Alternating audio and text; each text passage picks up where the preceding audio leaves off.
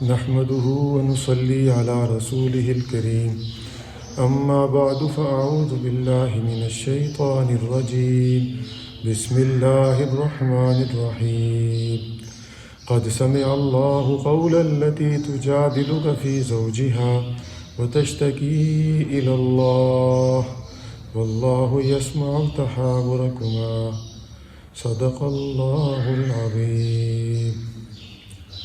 خلاصہ مضامین قرآن کے سلسلے میں آج 28ویں پارے کا خلاصہ بیان کیا جا رہا ہے۔ 28ویں پارے کی ابتدا سورہ مجادلہ سے ہوتی ہے، اور سورہ مجادلہ اس کے اندر اللہ تبارک و تعالی نے ابتدائی حصے میں زہار کے مسئلے کو بیان کیا ہے۔ زہار یہ ہوتا ہے کہ انسان اپنی بیوی کو اپنی کسی محرم عورت کے ساتھ تشبیہ دے کر اپنے اوپر حرام قرار دے دے۔ مثلاً اپنی بیوی کو یہ کہے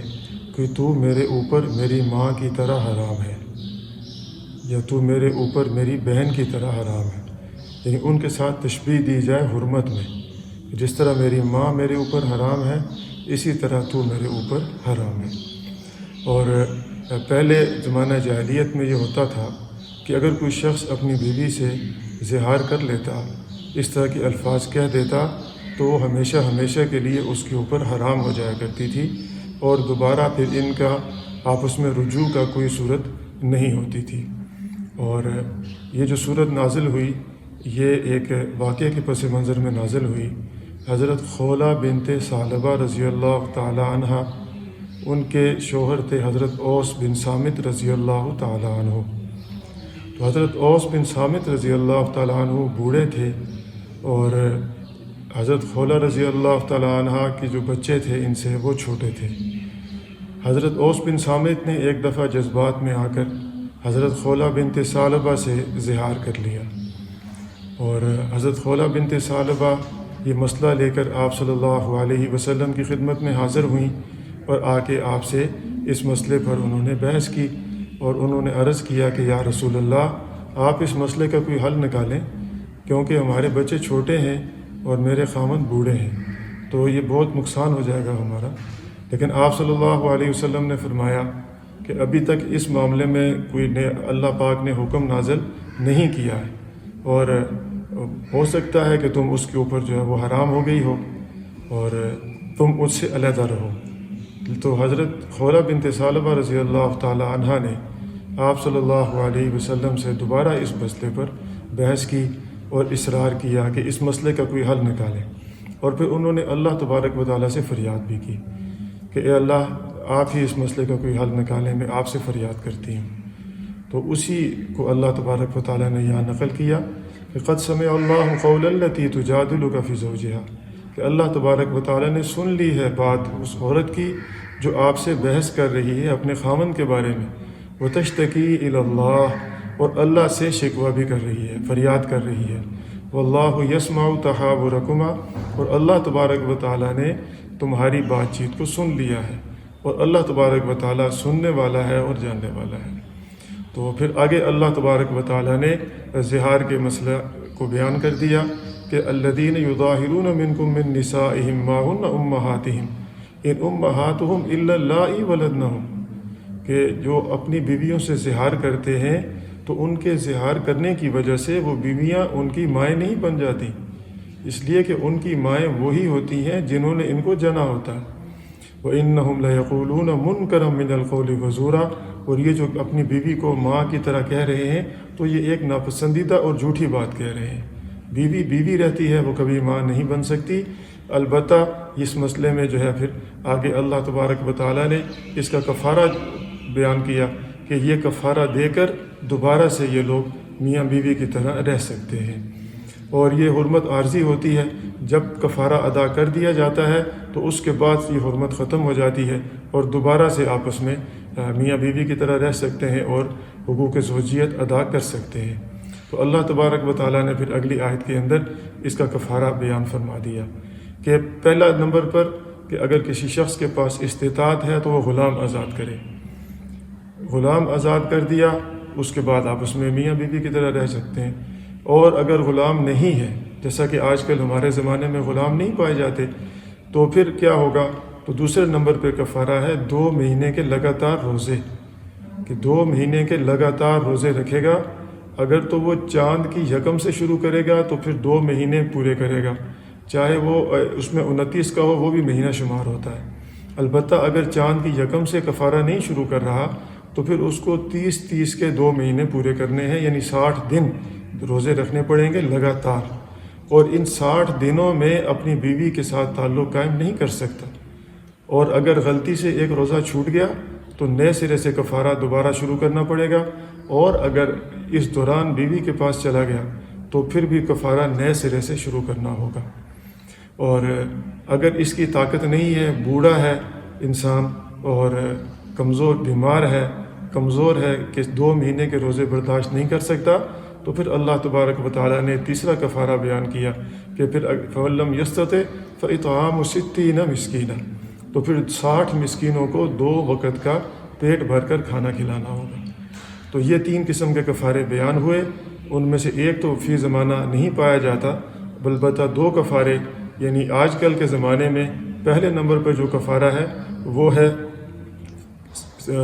60 روزے رکھنا، اور دوسرے نمبر پر جو کفارہ ہے وہ 60 مسکینوں کو 2 وقت کا کھانا کھلانا۔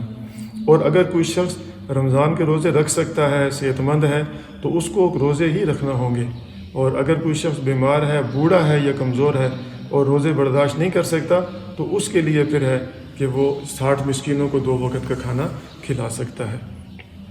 اور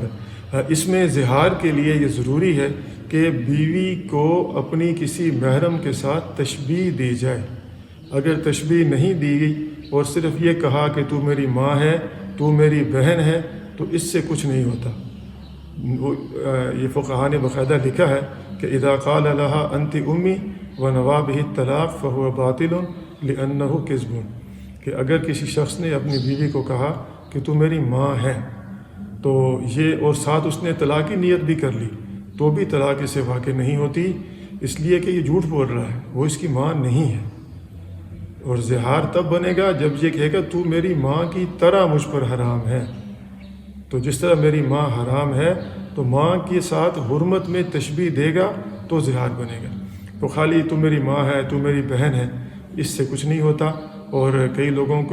لوگ بھولے سے یہ الفاظ کہہ دیتے ہیں اور ان کو مسئلے کا پتہ نہیں ہوتا تو پریشان ہوتے ہیں، تو ان کے لیے جو ہے وہ عرض ہے کہ غلطی سے اگر کوئی لفظ بیوی کے منہ سے بھائی نکل گیا، یا میاں کے منہ سے بہن نکل گیا، یا ماں نکل گیا، یا کسی مسئلے میں بحث کرتے کرتے میاں نے کہہ دیا اور میری ماں چپ کر، تو اس سے کچھ نہیں ہوتا، نہ اس سے طلاق ہوتی ہے اور نہ ہی اس سے زہار ہوتا ہے۔ اس کے بعد آگے اس سورہ مجادلہ کے اندر اللہ تبارک و تعالیٰ نے مجلس میں بیٹھنے کے آداب بیان فرمائے۔ یا ایھا الذین آمنوا اذا قیل لکم تفسحوا فی المجالس فافسحوا یفسح اللہ لکم، کہ اے ایمان والو، جب تمہیں کہا جائے کہ تم مجلس میں کشادگی کر لو تو تم کشادہ ہو کے بیٹھو، کشادگی کر دیا کرو، جگہ دے دیا کرو، اللہ تبارک و تعالیٰ تمہارے لیے بھی آسانی کر دیں گے۔ اور پھر آگے اللہ تبارک و تعالیٰ نے 2 گروہوں کا ذکر کیا، جو اللہ تبارک و تعالیٰ کی بات کو نہیں ماننے والے اور اللہ تبارک و تعالیٰ کے احکامات کا انکار کرنے والے جو لوگ تھے ان کو، اور جو ان کا ساتھ دینے والے لوگ تھے ان کو اللہ تبارک و تعالیٰ نے حزب الشیطان کہا۔ اور جو لوگ اللہ تبارک و تعالیٰ کے احکامات کے مطابق عمل کرنے والے تھے، نبی کی ہدایات کے مطابق اپنی زندگی گزارنے والے تھے، اللہ کے احکامات کو ماننے والے تھے، ان کو اللہ تبارک و تعالیٰ نے حزب اللہ کہا۔ اور حزب الشیطان کے بارے میں اللہ تبارک و تعالیٰ نے فرمایا کہ الا ان حزب الشیطان هم الخاسرون، کہ جو شیطان کی جماعت ہے یہ بہت خسارے والی ہے۔ اور جو اللہ کی جماعت ہے اس کے بارے میں کیا فرمایا کہ الا ان حزب اللہ هم المفلحون، کہ اللہ کی جو جماعت ہے وہی کامیاب ہونے والے لوگ ہیں۔ اللہ تبارک و تعالیٰ ہمارا شمار حزب اللہ میں فرمائے اور حزب الشیطان سے ہم سب کو محفوظ فرمائے۔ اس کے بعد سورہ حشر ہے۔ سورہ حشر کے اندر یہ بنو نذیر کے غزوے کا جو ہے وہ ذکر ہے کہ بنو نذیر ایک قبیلہ تھا یہودیوں کا، اور آپ صلی اللہ علیہ وسلم نے ان کے ساتھ معاہدہ کیا تھا۔ یہودیوں کے ساتھ جب آپ صلی اللہ علیہ وسلم مدینہ میں تشریف لائے تھے تو انہوں نے معاہدے کی خلاف ورزی کی تھی، اور انہوں نے کفار کا ساتھ دیا اور انہوں نے آپ صلی اللہ علیہ وسلم کو نعوذ باللہ قتل کرنے کی کوشش کی۔ آپ صلی اللہ علیہ وسلم ان کے پاس گئے تھے کچھ معاہدے کی شرائط کے اوپر عمل درآمد کروانے کے لیے، تو انہوں نے وہاں یہ طے کیا تھا کہ جی اوپر سے ایک شخص پتھر پھینکے گا جس سے آپ صلی اللہ علیہ وسلم نعوذ باللہ شہید ہو جائیں گے۔ تو اللہ تبارک و تعالیٰ نے ان کی یہ سازش آپ صلی اللہ علیہ وسلم کے سامنے کھول دی، تو آپ صلی اللہ علیہ وسلم وہاں سے تشریف لے آئے، اور پھر ان کو مہلت دی گئی کہ تمہیں اتنا وقت ہم دیتے ہیں، اس عرصے میں تم یہاں سے نکل جاؤ، نہیں تو پھر تمہارے ساتھ ہم لڑائی کریں گے۔ اور منافقین نے ان کو ابھارا کہ تم نہ نکلو، ہم تمہارا ساتھ دیں گے اور تمہارا یہ مسلمان کچھ نہیں بگاڑ سکتے۔ تو وہ منافقین کی باتوں میں آ گئے اور انہوں نے اس مدت کے اندر مدینہ منورہ سے اپنے آپ کو باہر نہیں نکالا اور اپنا وہ جلاوطنی اختیار نہیں کی۔ تو آپ صلی اللہ علیہ وسلم نے جب مدت گزر گئی تو پھر ان کا محاصرہ کیا، اور جب ان کا محاصرہ کیا گیا تو انہوں نے بغیر لڑائی کے ہتھیار ڈال دیے، اور آپ صلی اللہ علیہ وسلم نے پھر ان کو اجازت دے دی کہ وہ اپنا جو سامان لے جانا چاہتے ہیں وہ لے جائیں، اور ان کو اجازت ہے، حتیٰ کہ انہوں نے پھر اپنے گھر کے دروازوں تک کو اکھاڑا اور وہ لے گئے۔ اور اب اس کے اندر اللہ تبارک و تعالیٰ نے جو ان کا باقی بچا ہوا مال یا ان کی جو زمینیں تھیں ان کو مال غنیمت نہیں کہا، مال فے کہا۔ مال غنیمت وہ ہوتا ہے جب آپ دشمن سے لڑتے ہو، دشمن آپ کا مقابلہ کرتا ہے، اس کے بعد پھر دشمن کو شکست ہوتی ہے، پھر جو وہ مال چھوڑ کے جاتا ہے اس کو مال غنیمت کہتے ہیں۔ اور جو علاقہ بغیر لڑائی کے فتح ہو جائے یا دشمن بغیر لڑائی کے ہتھیار ڈال دے تو ان کا جو مال ہوتا ہے اس کو مال فے کہا جاتا ہے۔ تو مال غنیمت کا اصول ہے وہ تمام مجاہدین میں تقسیم ہوتا ہے، اس کا طریقہ تقسیم اللہ تبارک و تعالیٰ نے سورہ انفال میں بیان کر دیا کہ اس کے 5 حصے ہوں گے، 5واں حصہ اللہ اور اس کے رسول کا یعنی بیت المال کا ہوگا، اور باقی 4 حصے مجاہدین میں تقسیم ہوں گے۔ لیکن جو مال فے ہے وہ صرف اور صرف جو ہے وہ فقراء مساکین پہ خرچ ہوگا، مستحقین پہ خرچ ہوگا، مال فے سب میں تقسیم نہیں ہوتا۔ اور یہ جو ان کا مال تھا اس کے بارے میں پھر اللہ تبارک و تعالیٰ نے یہ کہا کہ اس کو مہاجرین میں تقسیم کر دیا گیا، اور انصار نے جو ہے وہ اس سلسلے میں قربانی دی، اور انصار نے اس پر کوئی اعتراض نہیں کیا کہ آپ صلی اللہ علیہ وسلم نے جو فیصلہ کر دیا، اللہ نے جو فیصلہ کر دیا، تو انصار نے بھی اس کو تسلیم کیا۔ اور اس میں پھر اللہ تبارک و تعالیٰ نے یہ ان مسلمانوں کی جو ہے وہ بڑی صفت بیان کی کہ یؤثرون علی انفسہم ولو کان بہم خصاصہ، کہ وہ اپنے اوپر دوسروں کو ترجیح دیتے ہیں اگرچہ وہ خود بھی بہت ضرورت مند ہوتے ہیں۔ اب بہت سارے انصار ضرورت مند بھی تھے، سارے انصار تو مالدار نہیں تھے، لیکن جب مہاجرین کے حق میں فیصلہ ہو گیا انصار جو ہے انہوں نے کوئی اعتراض نہیں کیا، تو اللہ تبارک و تعالیٰ نے ان کی صفت بیان کی۔ اور یہ آیت جو ہے یہ بالخصوص حضرت ابو طلحہ رضی اللہ تعالیٰ عنہ کے حق میں نازل ہوئی کہ حضرت ابو طلحہ رضی اللہ تعالیٰ عنہ کے ذمے آپ صلی اللہ علیہ وسلم نے ایک مہمان لگایا۔ جب حضرت ابو طلحہ گھر تشریف لے گئے تو بیوی سے پوچھا کھانے کے لیے کچھ ہے، تو بیوی نے کہا کہ اتنا ہے کہ ایک بندہ کھا سکتا ہے۔ تو بچوں کو پھر انہوں نے بہلا پھسلا کے سلا دیا، اور کھانا جب مہمان کے سامنے رکھا تو چراغ کو سیٹ کرنے کے بہانے سے اس کو بجھا دیا، اور مہمان کے ساتھ اس طرح شریک رہے، منہ ہلاتے رہے کہ مہمان سمجھتا رہا کہ یہ بھی کھا رہے ہیں، اور مہمان نے پیٹ بھر کے کھا لیا اور یہ لوگ بھوکے رہے۔ تو انہوں نے اپنی ضرورت کے باوجود مہمان کو اپنے اوپر ترجیح دی، تو اللہ تبارک و تعالیٰ نے ان کی صفت میں یہ آیت جو ہے وہ نازل کی کہ یہ لوگ ایسے مبارک لوگ ہیں کہ یؤثرون علی انفسہم ولو کان بہم خصاصہ، کہ ان کو اگرچہ خود حاجت بھی ہو، ضرورت مند بھی ہوں، لیکن ضرورت مند ہونے کے باوجود یہ اپنے آپ پر دوسروں کو ترجیح دیتے ہیں۔ اور پھر اس کے اندر جو ہے وہ اللہ تبارک و تعالیٰ نے آخری رکوع کے اندر یہ فرمایا کہ یا ایھا الذین آمنوا اتقوا اللہ ولتنظر نفس ما قدمت لغد، کہ موت سے پہلے آخرت کے لیے ذخیرہ کر لو، کہ آخرت میں بہت لمبی زندگی ہے، ابد الآباد کی زندگی ہے، تو اے ایمان والو تم ڈرو اللہ سے، اور ہر شخص یہ دیکھے کہ اس نے آخرت کے لیے کیا کمایا ہے۔ اور اللہ تبارک و تعالی ہمیں آخرت کی صحیح تیاری کرنے کی توفیق عطا فرما دے کہ آخرت کی ابد الآباد کی زندگی ہے۔ یہ دنیا کی زندگی تو عارضی ہے، اور اس کا کوئی پتہ نہیں کب ختم ہو جائے، اور آخرت کی زندگی ہمیشہ ہمیشہ والی زندگی ہے، اور یہ ہمیں جو وقت دیا گیا ہے یہ آخرت کی تیاری کے لیے دیا گیا ہے۔ حدیث پاک میں آتا ہے الکیس من دان نفسہ وعمل لما بعد الموت، کہ عقل مند وہ ہے جس نے اپنے نفس پر قابو پا لیا اور مرنے کے بعد کی زندگی کی تیاری کر لی۔ والعاجز من اتبع نفسہ ہواہا وتمنی علی اللہ، اور بیوقوف وہ شخص ہے جس نے اپنی خواہشات کی پیروی کی اور اللہ تبارک و تعالیٰ سے امیدیں لگا لی۔ تو ہمیں شیطان بہکاتا ہے اور ہم اس کے بہکاوے میں آ جاتے ہیں کہ جی اللہ بڑا غفور الرحیم ہے۔ اللہ پاک غفور الرحیم تو ہے، لیکن اس کے لیے ہے جو اللہ سے مغفرت طلب کرتا ہے۔ وَإِنِّي لَغَفَّارٌ لِمَن تَابَ، میں بخشنے والا ہوں اس شخص کے لیے جو توبہ کرے۔ قال ربکم ادعونی استجب لکم، تم مجھ سے دعا کرو گے تو میں تمہاری دعا کو قبول کروں گا۔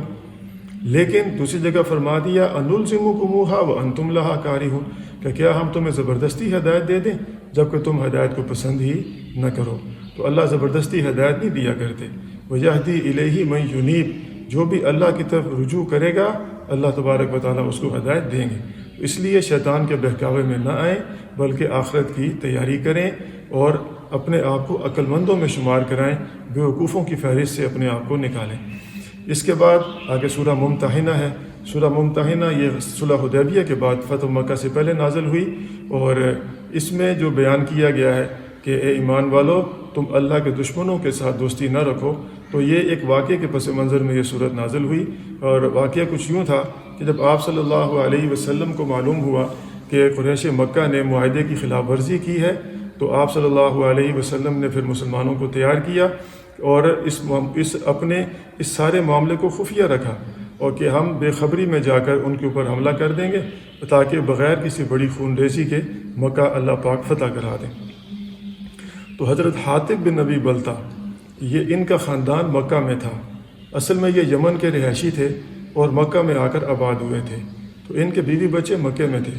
اور انہوں نے بھی ایک اپنی طرف سے تو بہتر سوچا کہ آپ صلی اللہ علیہ وسلم کو تو اللہ پاک نے فتح دے ہی دینی ہے، تو میرے بچے وہاں پر ہیں، تو میں اگر یہ اطلاع کسی طریقے سے کفار تک پہنچا دوں تو وہ میرا ان کے اوپر ایک احسان ہوگا، اور میرے اس احسان کے بدلے میں وہ میرے بچوں کو پریشان نہیں کریں گے۔ تو انہوں نے سارا نامی ایک خاتون جو کہ پہلے گانے بجانے کا کام کرتی تھی، اور جب سے جنگ بدر کے بعد پھر قریش مکہ نے گانے بجانے کی محفلیں کم کر دی تھیں، تو اس کا گزر بسر جو ہے وہ مشکل ہو گیا تھا، تو یہ مدینہ منورہ آئی تھی اپنی امداد لینے کے لیے۔ تو مہاجرین نے اس کی مدد کی، اور جب وہ لے کر واپس جا رہی تھی مکہ، تو حضرت حاطب بن نبی بلتا نے ایک روکا اس کو دیا کہ یہ جا کر تم وہاں قریش مکہ کو دے دینا۔ تو وہ ایک مقام پر پہنچ چکی تھی کہ آپ صلی اللہ علیہ وسلم کو اطلاع ملی کہ ایک خاتون رکا لے کر جا رہی ہے، اور حضرت حاطب نے جو ہے وہ اس کو رکا دیا ہے، اور اس رکے کے اندر یہ مضمون ہے، اور یہ اس نے وہ رکا اپنے فلاں جگہ پر چھپایا ہوا ہے، یہاں تک اللہ تبارک و تعالیٰ نے بتلا دیا۔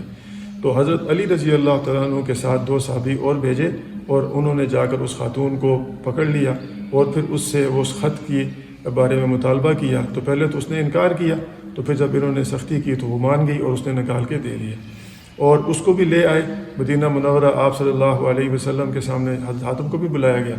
تو آپ صلی اللہ علیہ وسلم نے ان سے پوچھا، تو انہوں نے وہی بیان کر دیا جو کہ ان کا مقصد تھا کہ جی میں نے تو اس لیے یہ بھیجا تھا کہ آپ کو تو اللہ پاک نے فتح دے دینی ہے، لیکن یہ کہ میرے بچے وہاں پر ہیں، میرا قبیلہ وہاں نہیں ہے، میرے بچوں کی سیفٹی کے لیے میں نے یہ کیا ہے۔ تو اللہ تبارک و تعالیٰ نے ان کو معاف کر دیا، آپ صلی اللہ علیہ وسلم نے بھی ان کو معاف کر دیا۔ تو اس واقعے کے پس منظر میں یہ آیات نازل ہوئیں کہ آپ اللہ کے دشمنوں کے ساتھ دوستی نہ رکھیں، اور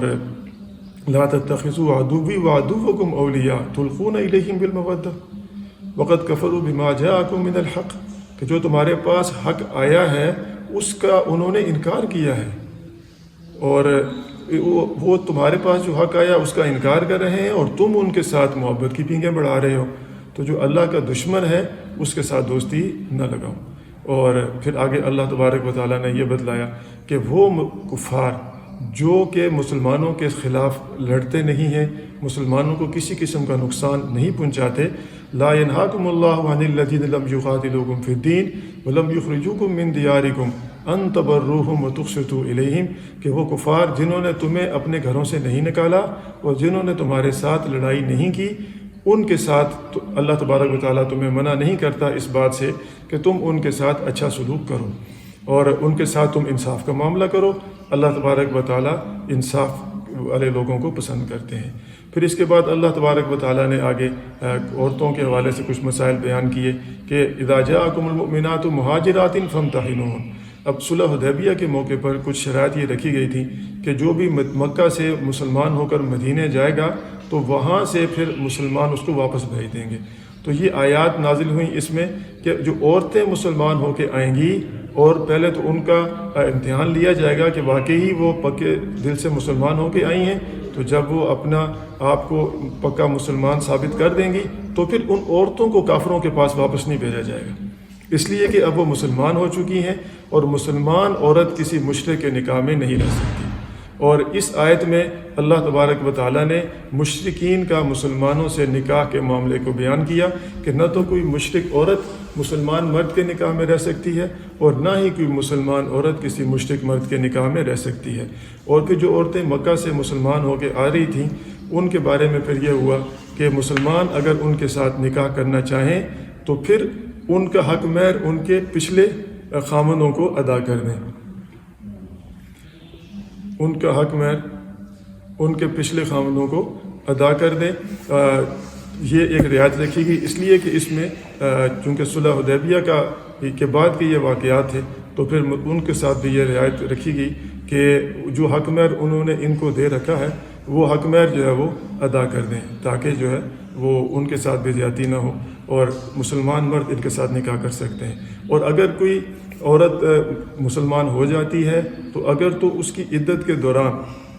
اس کا خامد مسلمان ہو جاتا ہے تو اس کا نکاح برقرار رکھا جائے گا، اور دونوں چونکہ مسلمان ہو گئے ہیں لہذا سب کا نکاح ان کا برقرار ہوگا۔ اور اگر کسی مسلمان کے نکاح میں کوئی مشرک عورت ہے تو وہ بھی اس آیت کے بعد جو ہے اس کے نکاح سے فارغ ہوگی۔ اور پھر آگے اللہ تبارک و تعالیٰ نے اس صورت کے آخر میں یہ فرمایا کہ یا ایھا الذین آمنوا لا تتولوا قوما غضب اللہ علیہم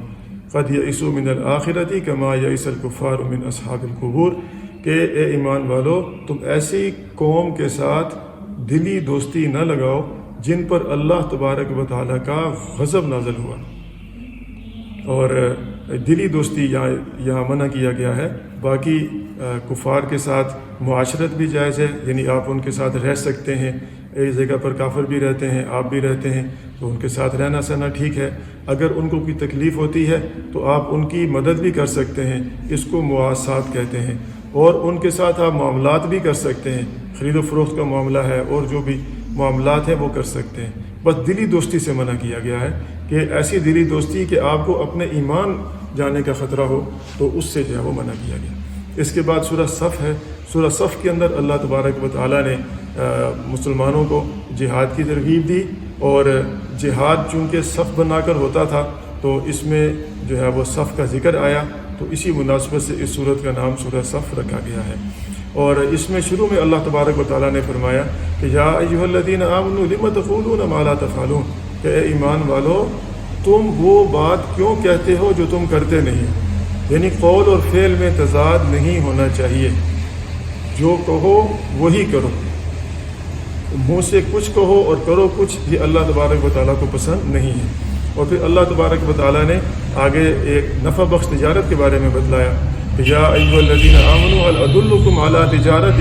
تنجیکم من عذاب علیم، کہ اے ایمان والو کیا میں تمہیں رہنمائی نہ کروں ایسی تجارت کی جو تم کو دردناک عذاب سے نجات دے۔ وہ کیا ہے؟ تؤمنون باللہ ورسولہ، کہ تم ایمان لاؤ اللہ پر اور اللہ کے رسول پر، وتجاہدون فی سبیل اللہ باموالکم وانفسکم، اور اللہ تبارک و تعالیٰ کے راستے میں تم جہاد کرو اپنی جانوں اور مالوں کے ساتھ۔ اور اللہ تبارک و تعالیٰ ہمیں بھی نفع بخش تجارت کرنے کی توفیق عطا فرمائے، اور یہ تجارت واقعی بہت نفع بخش ہے، لیکن چونکہ اس کا نفع بظاہر نظر نہیں آتا، اس کا نفع آخرت میں ملے گا، اس وجہ سے ہم جو ہے وہ اعمال کے اوپر جو بھی ہمیں اجر کا وعدہ کیا گیا ہے اس معاملے میں ہم سستی کرتے ہیں۔ اور اس کے بعد آگے سورہ جمعہ ہے۔ سورہ جمعہ کے اندر اللہ تبارک و تعالیٰ نے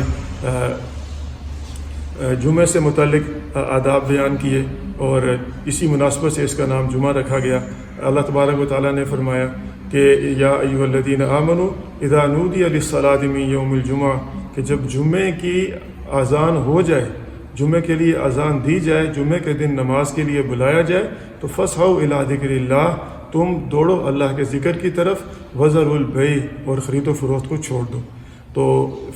جمعے کی جب اذان ہو جائے اس کے بعد پھر خرید و فروخت کرنا یہ مکروہ تحریمی ہے اور اس سے اجتناب کرنا چاہیے۔ البتہ جمعے کے لیے جاتے ہوئے آپ نے تیاری کر لی اور جمعے کے لیے جا رہے ہیں اور جاتے ہوئے رستے میں اگر کوئی چیز آپ لیتے ہیں یا دیتے ہیں اور اس سے آپ کے جانے پر کوئی فرق نہیں پڑتا، رکاوٹ نہیں ہوتی، تو اس کی اجازت ہے، بہرحال اجتناب کرنا چاہیے۔ اور اس کے اندر اللہ تبارک و تعالیٰ نے بے عمل علماء کی جو ہے وہ مذمت کی ہے کہ مثل الذین حملوا التوراۃ ثم لم یحملوها کمثل الحمار یحمل اسفارا، کہ جن لوگوں کو تورات کی ذمہ داری دی گئی تھی اور انہوں نے اس کے اوپر عمل نہیں کیا تو وہ ایسے ہیں جیسا کہ ایک گدھے نے اپنے اوپر بوجھ لادا ہو۔ تو جس طرح گدھا، اس کو کوئی پتہ نہیں ہے کہ اس کے اوپر کتنی کتابیں ہیں اور ان کتابوں کے اندر کیا لکھا ہوا ہے اور ان کتابوں کے کیا کیا فائدے ہیں، تو اسی طرح وہ عالم جو کہ اپنا بہت ساری کتابیں اس نے رٹیں، علم حاصل کیا، لیکن اس کے اوپر جب عمل نہ کیا تو یہ بھی اس گدھے کی طرح ہے کہ جس کو یہ پتہ نہیں ہے کہ ان کتابوں کے کیا فائدے ہیں، کیونکہ جس طرح گدھے کو وہ کتابیں فائدہ نہیں دے رہی، اسی طرح اس عالم کو بھی ان کتابوں نے کوئی فائدہ نہیں دیا۔ اور اس کے بعد پھر اللہ تبارک و تعالیٰ نے اس کے اندر یہ بتلایا کہ موت سے فرار ممکن نہیں ہے۔ قل ان الموت الذی تفرون منہ فانہ ملاقیکم ثم تردون الی عالم الغیب والشہادہ، کہ جس موت سے تم بھاگتے ہو نا، تم اس سے بھاگ نہیں سکتے، اس لیے کہ موت تمہیں بہرحال آ کے رہے گی اور تمہیں پھر اللہ تبارک و تعالیٰ کے دربار میں حاضر ہونا پڑے گا۔ اس لیے موت سے فرار اختیار کرنے کی بجائے آخرت کی تیاری کرو اور اپنے آپ کو تاکہ اللہ تبارک و تعالیٰ کے دربار میں سرخرو ہو کر تم پیش ہو۔ اس کے بعد آگے سورہ منافقون ہے، اور سورہ منافقون یہ ایک خاص واقعے کے پس منظر میں نازل ہوئی، اور واقعہ کچھ یوں تھا کہ ایک قبیلہ تھا بنی مستلق، اور ان کے بارے میں آپ صلی اللہ علیہ وسلم کو یہ اطلاع ملی کہ انہوں نے ایک لشکر تیار کیا ہوا ہے مسلمانوں کے خلاف لڑنے کے لیے۔ تو آپ صلی اللہ علیہ وسلم خود ایک یہاں سے صحابہ کرام کی جماعت تیار کر کے ان کے پاس پہنچ گئے اور وہاں پر جا کر ان کے ساتھ جہاد کیا۔ اللہ تبارک و تعالیٰ نے فتح عطا فرمائی اور بعد میں وہ قبیلہ مسلمان بھی ہو گیا۔ پھر وہاں سے واپسی پر ایک جگہ پر پڑاؤ ڈالا ہوا تھا، تو پانی کے معاملے پر ایک انصاری اور مہاجر کے درمیان جھگڑا ہو گیا۔ بات جو ہے وہ تو میں سے ہاتھا پائی پہ آ گئی، اور جب ہاتھا پائی پہ آ گئی تو مہاجر نے مہاجرین کو بلا لیا اور انصاری نے انصار کو بلا لیا، اور یہ قومی عصبیت کی بنیاد پر آپس میں قریب تھا کہ آپس میں لڑائی ہو جائے گی۔ تو آپ صلی اللہ علیہ وسلم کو پتہ چلا تو آپ صلی اللہ علیہ وسلم تشریف لائے، اور آپ صلی اللہ علیہ وسلم نے مہاجرین اور انصار کو سمجھایا اور فرمایا کہ یہ عصبیت تو اسلام اس کی اجازت نہیں دیتا کہ تم عصبیت کی بنیاد پہ لڑو۔ تو اور مہاجرین اور انصار کو آپ صلی اللہ علیہ وسلم کی بات پسند آ گئی تو انہوں نے لڑائی کو ختم کر دیا۔ تو لیکن عبداللہ بن ابی جو منافق تھا، اس کو سکون نہیں آیا اس پر، وہ تو یہ چاہتا تھا کہ یہ لڑیں آپس میں اور ان کو موقع ملے بولنے کا۔ تو اس نے پھر یہ کہا کہ تم نے یہ مدینہ کے رہنے والے لوگوں، تم نے ان مہاجرین کو اپنے سر پر چڑھا رکھا ہے، اسی وجہ سے یہ تمہارے ساتھ اب لڑنے لگ گئے ہیں۔ تو ہم مدینہ پہنچیں گے تو وہاں پہنچ کر جو عزت دار لوگ ہیں وہ ان بے عزت لوگوں کو باہر نکال دیں گے۔ تو اللہ تبارک و تعالیٰ نے یہ آیات جو ہے وہ یہ بات زید بن ارقم رضی اللہ تعالیٰ عنہ نے سن لی، اور انہوں نے آپ صلی اللہ علیہ وسلم کو بتایا کہ عبداللہ بن ابی تو یہ کہہ رہا ہے۔ تو عبداللہ بن ابی سے جب پوچھا گیا تو عبداللہ بن ابی نے انکار کر دیا۔ تو پھر آپ صلی اللہ علیہ وسلم کے سامنے جب اس نے قسم کھا کے انکار کر لیا تو پھر آپ صلی اللہ علیہ وسلم کو اس پر یہ اندازہ ہوا کہ آپ صلی اللہ علیہ وسلم نے فرمایا کہ ہو سکتا ہے زید بن ارقم کو غلط فہمی ہو گئی ہو، تو معاملے کو آپ صلی اللہ علیہ وسلم نے ختم کر دیا۔ لیکن حضرت زید بن ارقم رضی اللہ تعالیٰ عنہ کو اس سے بہت تکلیف ہوئی کہ اس نے مجھے آپ صلی اللہ علیہ وسلم کے سامنے جھوٹا کر دیا۔ تو اللہ تبارک و تعالیٰ نے پھر یہ آیات نازل کی اور اس کے اندر وہ سارا اس کا جو جھوٹ تھا وہ بیان کر دیا کہ وہ قسمیں کھا کر کہتے ہیں کہ آپ اللہ کے رسول ہیں، اور اللہ جانتا ہے کہ آپ اللہ کے رسول ہیں، لیکن یہ منافقین جو ہے وہ اپنے دعوے میں جھوٹے ہیں، اور یہ دل سے نہیں کہہ رہے یہ اوپر اوپر سے ساری باتیں کرتے ہیں، اور پھر یقولون لئن رجعنا الی المدینۃ لیخرجن الاعز منها الاذل، وہ یہ کہتے ہیں کہ جب ہم مدینہ پہنچیں گے تو وہاں پہنچ کر جو عزت والے ہیں وہ ذلیل لوگوں کو باہر نکال دیں گے۔ تو وللہ العزۃ ولرسولہ وللمؤمنین، کہ عزت تو اللہ کے لیے ہے اور اللہ کے رسول کے لیے ہے اور مؤمنین کے لیے ہے، لیکن یہ کافر لوگ نہیں جانتے۔ تو اصل عزت اللہ اور اس کے رسول کے لیے ہے۔ اور پھر اللہ تبارک و تعالیٰ کے اندر جو ہے وہ یہ فرمایا کہ تم بعد میں جو ہے وہ تمہیں اپنے کیے پر افسوس نہ ہو، اس لیے تم پہلے ہی ایسے کام نہ کرو کہ جس کے اوپر تمہیں افسوس ہو۔ اور پھر اس کے بعد سورہ تغابن ہے، اور سورہ تغابن کے اندر اللہ تبارک و تعالیٰ نے جو ہے وہ یہ فرمایا کہ انما اموالکم واولادکم فتنہ واللہ عندہ اجر عظیم، کہ تمہاری جو اموال اور تمہاری جو اولادیں ہیں وہ تمہارے لیے فتنہ بن سکتی ہیں، یعنی جو تمہیں اللہ تبارک و تعالیٰ کے احکامات سے روکنے کا اگر ذریعہ بن رہی ہیں تو یہ تمہارے لیے آزمائش ہے، اور اللہ تبارک و تعالیٰ کے ہاں بڑا اجر ہے، لہٰذا تم اللہ تبارک و تعالیٰ سے ڈرو، اور اولاد کو جو ہے وہ اولاد کے پیچھے پڑھ کر اللہ تبارک و تعالیٰ کے احکامات کو برباد نہ کرو اور اپنی آخرت کو برباد نہ کرو۔ یہ ہمیں نصیحت ہے کہ ہم اپنی اولاد کے پیچھے لگ کر نمازیں چھوڑ دیتے ہیں اور دین کے بہت سارے احکامات ہم چھوڑ دیتے ہیں، اس کے اوپر ہم عمل نہیں کرتے۔ تو اس سلسلے میں ہمیں تنبیہ کی گئی کہ اپنی آخرت پہلے ہے، اور اولاد کی تربیت صحیح طریقے سے کرو، اور ان کی ضروریات کا جو خیال شریعت کے اندر رہتے ہوئے تم رکھ سکتے ہو وہ تم رکھو۔ اس کے بعد آگے سورہ طلاق ہے، اور سورہ طلاق کے اندر اللہ تبارک و تعالیٰ نے یہ طلاق سے متعلق مسائل بیان کیے ہیں۔ طلاق کے کچھ مسائل تو سورہ بقرہ کے اندر بیان ہوئے، اور جو مسائل وہاں سے رہ گئے وہ اللہ تبارک و تعالیٰ نے یہاں بیان فرمائے ہیں کہ طلاق کے بعد عدت ہوتی ہے، تو عدت جو خواتین ماہواری جن کو آتی ہے ان کی عدت تو سورہ بقرہ میں بیان ہو گئی کہ ان کی عدت کیا ہے، 3 ماہواریاں، ثلاثۃ قروء کے الفاظ وہاں آئے۔ تو والمطلقات یتربصن بانفسہن ثلاثۃ قروء، کہ جو متعلقہ عورتیں ہیں وہ اپنے آپ کو 3 ماہواری تک روک رکھیں۔ اور پھر جو ہے یہاں پر اب یہ بتلایا گیا کہ وہ خواتین جن کو ماہواری نہیں آتی ان کی عدت کیا ہوگی، تو یہ فرمایا کہ ان کی عدت 3 مہینے ہیں، یہاں پر بتلا دیا سورہ طلاق کے اندر۔ اور اللہ تبارک و تعالیٰ نے حاملہ عورتوں کی عدت سورہ بقرہ میں بیان نہیں فرمائی، ان کی عدت بھی یہاں بیان فرما دی۔ وَأُولَاتُ الْأَحْمَالِ أَجَلُهُنَّ أَن يَضَعْنَ حَمْلَهُنَّ، کہ جو بھی حاملہ عورتیں ہیں ان کی عدت یہ ہے کہ وہ اپنے حمل کو وضع کریں، یعنی اپنا بچہ جن دیں۔ تو جب وہ بچہ جنیں گی، چاہے وہ طلاق کے 2 دن بعد جنیں، چاہے طلاق کے 10 دن بعد جنیں، چاہے وہ طلاق کے 9 مہینے بعد جنیں، وہ ان کی مدت عدت تب ختم ہوگی۔ اور پھر اللہ تبارک و تعالیٰ نے اس میں ان کے ساتھ حسن سلوک کا ذکر کیا کہ عدت کا جو خرچہ ہے وہ ان کے خاوند کے ذمے ہے۔ اگر تو خاوند مالدار ہے تو اپنی اس حساب سے خرچ کرے گا، اور اگر خاوند غریب ہے، تنگ دست ہے، تو پھر اس کے اوپر خرچہ اس حساب سے ہوگا جو اس کی حیثیت ہے، اس لیے کہ اللہ تبارک و تعالیٰ کسی کے اوپر بھی اس کی طاقت سے زیادہ بوجھ نہیں ڈالتے۔ اور پھر اللہ تبارک و تعالیٰ نے اس میں یہ بھی بتلایا کہ جب وہ بچے جن دیں حاملہ عورتیں، اب ان کی عدت تو ختم ہو گئی ہے، اس کے بعد وَإِنْ أَرْضَعْنَ لَكُمْ فَآتُوهُنَّ أُجُورَهُنَّ، کہ اگر وہ اس کے بعد تمہارے بچے کو دودھ پلائیں تو تمہیں ان کو اس کی اجرت دینا ہوگی، اس لیے کہ وہ تمہارے بچے کی پرورش کر رہی ہیں۔ اب وہ تمہارا تو ان کے ساتھ کوئی تعلق نہیں رہا، تم نے ان کو طلاق دے دی اور ان کی عدت ختم ہو گئی، بچہ انہوں نے جن دیا، تو اس کے بعد وہ بچے کے وارث تم ہو، تو اب وہ تمہارے بچے کو دودھ پلا رہی ہیں تو ان کی اجرت بھی تمہارے ذمے ہے۔ یہ اللہ تبارک و تعالیٰ نے یہاں پر یہ بتلایا۔ اور پھر آگے جو ہے وہ سورہ تحریم ہے، اور سورہ تحریم کے اندر اللہ تبارک و تعالیٰ نے آپ صلی اللہ علیہ وسلم کو یہ کہا کہ لِمَ تُحَرِّمُ مَا أَحَلَّ اللَّهُ لَكَ، کہ اللہ تبارک و تعالیٰ نے ایک چیز آپ کے لیے حلال قرار دی ہے، آپ اس کو اپنے اوپر کیوں حرام قرار دیتے ہیں؟ اور یہ ہوا کچھ یوں تھا کہ آپ صلی اللہ علیہ وسلم عصر کے بعد تمام ازواج مطہرات کے پاس تھوڑی تھوڑی دیر کے لیے جایا کرتے تھے، تو حضرت زینب کے پاس جب گئے تو وہاں انہوں نے آپ صلی اللہ علیہ وسلم کو شہد پیش کیا، آپ صلی اللہ علیہ وسلم نے وہ نوش فرمایا۔ اس کے بعد پھر جب حضرت عائشہ صدیقہ رضی اللہ تعالیٰ عنہ کے پاس گئے اور حضرت حفصہ کے پاس گئے تو انہوں نے یہ پوچھا کہ آپ صلی اللہ علیہ وسلم نے کہ مغافیر، آپ کے منہ سے مغافیر کی بو آ رہی، تو آپ نے مغافیر کا استعمال کیا ہے؟ تو آپ صلی اللہ علیہ وسلم نے فرمایا نہیں، میں نے تو شہد پی ہے۔ پھر آپ صلی اللہ علیہ وسلم سمجھے شاید یہ جو شہد ہے ہو سکتا ہے کہ یہ مکھی نے مغافیر سے رس لے کر بنایا ہو۔ تو چونکہ آپ صلی اللہ علیہ وسلم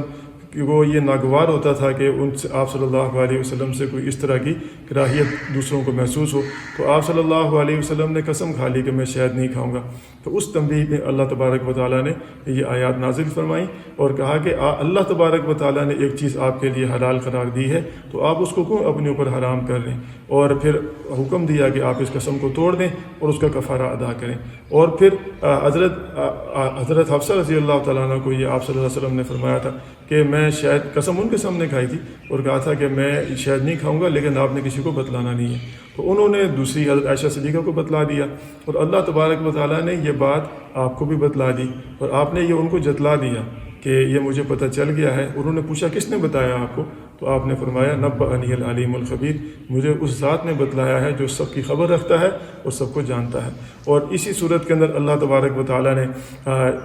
جو ہے وہ یہ بتلایا کہ اولاد کی تربیت جو ہے وہ بہت ضروری ہے۔ قوا انفسکم واہلیکم نارا، کہ اے ایمان والو تم اپنے آپ کو اور اپنے گھر والوں کو جہنم کی آگ سے بچاؤ، یعنی ان کی ایسی تربیت کرو کہ وہ نیک اعمال کرنے والے بنیں اور جنت میں جانے والے بنیں، جہنم کی آگ سے جو ہے وہ بچیں۔ اور اللہ تبارک و تعالیٰ نے جو پکی سچی توبہ کرنے والے ہیں ان کے بارے میں جو ہے وہ بتلایا اور پکی توبہ کرنے کا حکم دیا، یا ایھا الذین آمنوا توبوا الی اللہ توبۃ نصوحا، کہ اے ایمان والو تم اللہ تبارک و تعالیٰ سے توبہ کرو پکی توبہ۔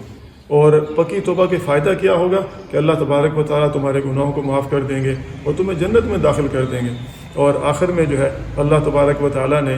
بطور مثال کے حضرت نوح علیہ السلام اور حضرت لوط علیہ السلام کی بیویوں کا ذکر کیا اور ان کے مقابلے میں حضرت فرعون کی بیوی کا ذکر کیا اور یہ بتلایا کہ کسی نبی کے نکاح میں ہونا یہ نجات کے لیے کافی نہیں ہے، اور کسی کافر کے نکاح میں ہونا یہ عذاب کا سبب نہیں ہے، بلکہ معیار جو ہے وہ ایمان ہے۔ اگر کسی نبی کی بیوی ہوگی اور ایمان نہیں لائے گی تو اس کا نبی کی بیوی ہونا اس کو نجات نہیں دے گا، بلکہ اس کا ایمان نجات دے گا۔ اگر نبی کی بیوی ہے اور ایمان نہیں لائی تو اللہ تبارک و تعالیٰ اس کا اس نبی سے رشتہ جو بھی ہو اس کو ملوث خاطر نہیں رکھیں گے، دیکھیں گے کہ ایمان لائی ہے تو ٹھیک ہے، نہیں لائی تو اس کا ٹھکانہ جہنم ہوگا۔ اور اگر کسی کافر کی بیوی ہو، اللہ کے نافرمان کی بیوی ہو، لیکن وہ ایمان لے آئی ہے تو اللہ تبارک و تعالیٰ اس کو جنت میں داخل کریں گے۔ اور یہی بتایا کہ ضرب اللہ مثلا للذین کفروا امرأۃ نوح وامرأۃ لوط، کافروں کے لیے اللہ تبارک و تعالیٰ نے مثال بیان کی ہے حضرت نوح علیہ السلام کی بیوی اور لوط علیہ السلام کی بیوی کی، کانتا تحت عبدین من عبادنا صالحین، کہ یہ ہمارے دو نیک بندوں کے نکاح میں تھیں، فخانتاہما، انہوں نے ان سے خیانت کی، یعنی انہوں نے